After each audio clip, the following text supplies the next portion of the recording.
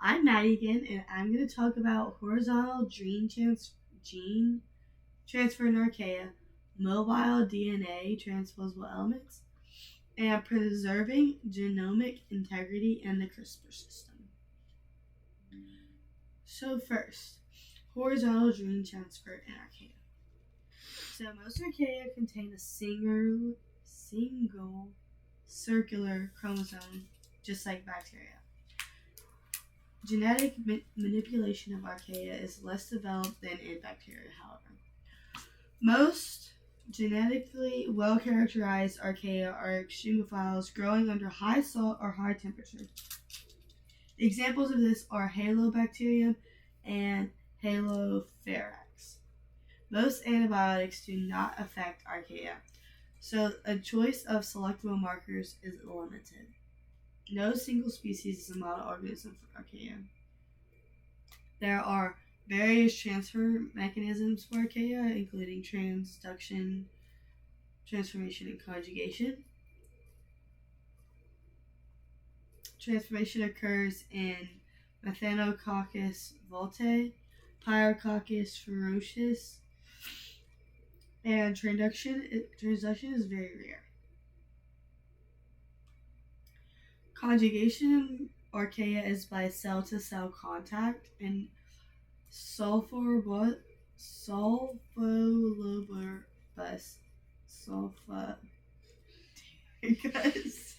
conjugates. The pili are not formed, and it is unidirectional DNA transfer. The genes are not similar to those in gram-negative bacteria, except TROT-G, like gene, which stabilizes the mating pairs. Most sulfolobus can exchange DNA by cell aggregation occurring when the pili synthesis is triggered by UV radiation. Next topic I'm going to talk about is mobile DNA, transposable elements. Mobile DNA is segments of DNA that move as a unit to another DNA. Most mobile DNA are transposable elements, and what this means is that they have no origin of replication. They move by transposition, which is recognition, cutting out, ligation into new. Transposable elements are abundant and found in all three domains of life, viruses and plasmids. The two main types in bacteria are the insertion sequences and transpoons. Encode transponase is the enzyme required for transposition. And the last topic that I'm going to talk about is preserving the genomic integrity and the CRISPR system.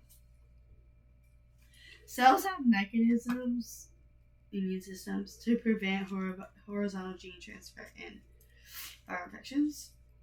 There's two types, non-specific and specific. Non-specific is like innate immunity, and specific is like adaptive immunity. In bacterial and archaeal innate immunity, there's restriction endonucleases, which protect the cell from viral attack and are transformed or conjugated into DNA. There's a chemical modification that protects the cell's own DNA and sometimes allows viruses to avoid restriction in nucleases. Innate immunity in bacterial and archaeal has phase exclusion and abortive infection. Phase exclusion is a variant of a restriction enzyme that recognizes and modifies incoming foreign DNA, and it prevents replication. And abortive infection triggers host suicide, which leads to programmed cell death by antitoxin toxin systems. And it prevents virulence from being spread, protecting the population. A CRISPR is a clustered regulatory interspaced short palindromic repeat, and it's a major antiviral defense system in archaea and bacteria. It seeks and destroys the foreign nucleic acid. CRISPR regions are short repeats of conjugated host chromosome sequence that alternate with short variable DNA sequences called spacers that have previously invaded the cell. Spacers are like the memory bank of the incoming nucleic acid, are also called memory cells. Specificity makes CRISPR analogous to adaptive immunity. It's associated with Cas proteins, which have endonuclease activity, which mediate defense and incorporate new spacers into the CRISPR system. CRISPR region. When a virus injects DNA, Cas proteins may recognize specific PAMs. Cas cleaves viral DNA near PAM, inserts a short DNA region into chromosomes as a spacer, referring genetic memory. Immunization. For CRISPR to work, the spacer must already be present.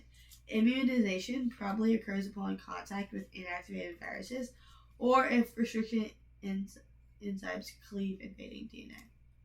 The distribution of CRISPRs and anti-CRISPR systems are widely distributed. Viruses have evolved mechanisms to avoid CRISPR, like mutations of PAM regions and production of Cas protein inhibitors.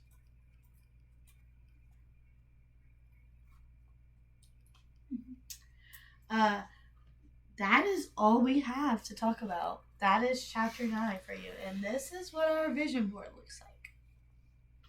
Yep. The genetics of bacteria Thanks and for listening, archaea. and hope you're informed on the genetics of archaea and bacteria. We learned a lot from this study session.